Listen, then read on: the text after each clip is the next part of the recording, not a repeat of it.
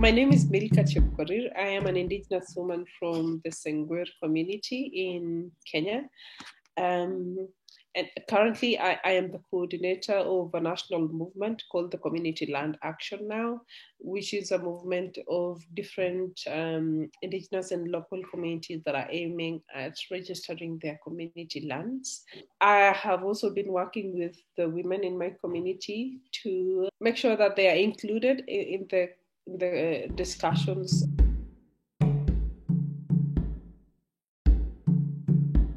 There's lots lots of things happening, not just in my community but in other indigenous communities in Kenya, of course including the Ogiek, whose case is known by many.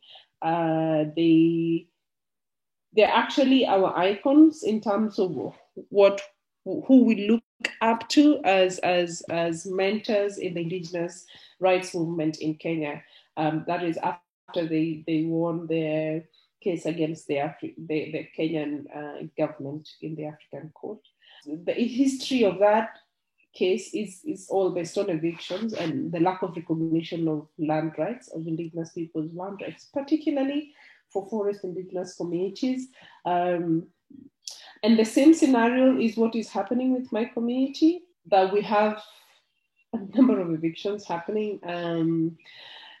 Although recently they've been kind of a calm situation because of the advocacy that we've been doing against the government and calling for support even through CLAN and through other international supporters to come through and call upon the government of Kenya to stop the human rights violations. But still, the situation of lack of recognition of land rights is still there. I hope it will be resolved, because the laws that are supposed to be, supporting these are there. But I think the only thing that is remaining is the goodwill from the government to support the implementation of these laws, and therefore lead to a situation where our indigenous community land rights is recognized, especially when it comes to evictions, because they suffer the most. And it is the scenario with war. Whenever chaos happen in communities, it's women and children that suffer the most, because when men are targeted to be killed or to be harmed, it's them who will flee away, and who remain behind is women and children, and they tend to be the receivers of the very immediate psychological torture and physical torture and all that, and seeing their children suffer, and living with that is really something that is difficult for indigenous women. But another situation that has been happening is that during this, there's been targeting of the indigenous human rights defenders. It's happening with the Ogiek, it's happening with other indigenous people in Kenya, and it's also happening to us. And these are situations, of course, where those who are vocal, those who are leading discussions within communities, those who are speaking against the evils happening, are targeted. Could be through the tracking of your phone, could be through people calling you anonymously and threatening you, could be through you being summoned for no reasons, could be a lot of other things. And there was a situation in 2017 where one of us was shot at and injured very badly by the Kenya Forest Service during an eviction, because he's most courageous person I know, because he's the one who goes filming the evictions that happen. And of course, the government do not want that to be seen to the world, and therefore they targeted him.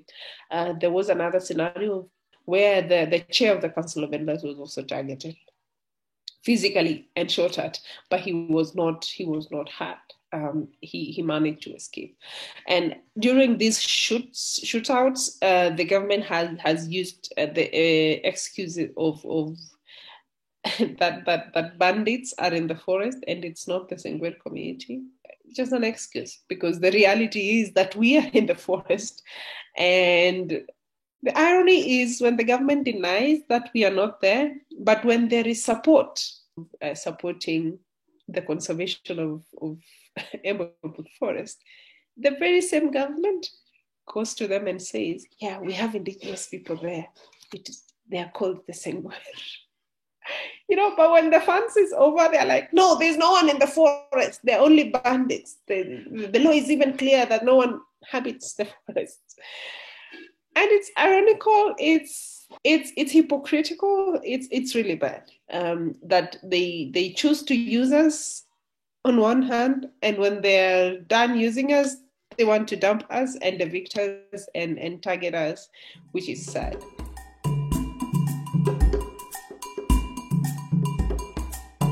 When we had to really negotiate and stop organizations from funding the government of Kenya, the Kenya Forest Service specifically, because we felt like the evictions become intense when they have funding support. So after the World Bank project that ended in 2013, we had to lobby against any other support from them because they denied liability for the evictions that happened after the natural resource management project. But yeah, at least at the end of it, they chose or they decided not to fund any conservation project in Kenya again, which is good. We lobbied for some times, I think 3 years, just trying to tell them to be cautious, because whenever the government of Kenya is funded, then it uses that fund to carry out evictions. And in as much as they will say, no, that was not our intention, we did not intend to fund the government of Kenya to do evictions, the reality is that it will carry out evictions. There will be human rights violations. So we pushed for negotiations, we pushed for recognition of our existence in the forest and the fact that we need to be recognized for them to receive that support from the EU. But the EU was really ignorant at first, until when the government of Kenya, through the Kenya Forest Service, ambushed people in the forest and killed one Sengwer, and still said that it was a security operation. That's when now the EU came to the realization of what you were complaining about, and they had to they had to suspend their support to the government of Kenya. After the recognition that women go through a lot more than men during these evictions, the women came together, thought of having their own leadership and having some of them getting out there to be involved in the community land discussions and in the dialogues with the government of Kenya and the National Land Commission in terms of, halting the evictions, fighting for the recognitions of our community land rights and the stopping of just all the human rights violations. And the women at first were not really confident about being part of this, but yeah, a few of them really came out strongly, young and also old. And now we have more, we have more wanting to talk about this. We have more wanting to talk about, what their husbands go through, what their sons go through, how much as women who pass cultural knowledge to the children, how much they are missing out in terms of not being in the environment that enables that passing on of indigenous knowledge. The women came together through the support of Gaga to put up a cultural center. And this cultural center in Maron Embobut is one aimed at being a venue for indigenous-led classes. So the elders in the community, men and women, can be gathering there during school holidays to teach the younger ones of the Sengwer way of life, because as we wait or as we fight for the recognition of our land rights, we are losing our culture. And so the best way to go about it is make sure that we can save the culture and pass it on before we lose all the elders in the community, pass it on to the young ones.